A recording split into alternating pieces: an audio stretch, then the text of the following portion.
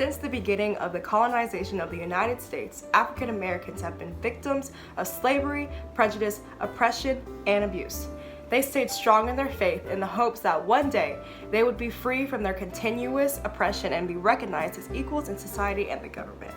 With this, many African Americans brought to light the pain and suffrage they have endured by decades of oppression by writing articles which describe the reality of being Black in America. Of these people, Langston Hughes was a very important figure in the strive for accurate representation of Black culture during the Harlem Renaissance. In his famous poem, Let America Be America Again, Hughes wants America to serve its original purpose and be a land of liberty for everyone, especially African Americans.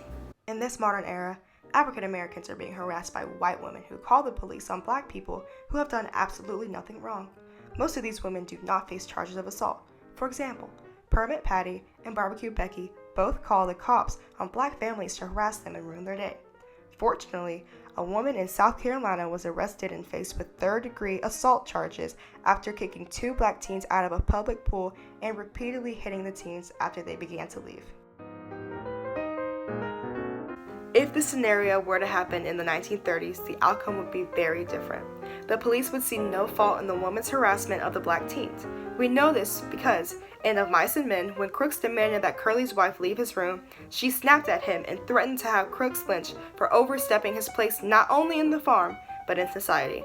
Both Crooks and Miss Curly knew that being a white woman was more powerful than being a Black man in that era. Nowadays, African Americans are treated equally in society and in the law. They are protected and treated with the respect that was once only given to white people. This was the American dream that the African American ancestors wanted to obtain decades ago. The progression from being treated as property to being on the same societal level as white people shows that the American dream has been obtained by African Americans.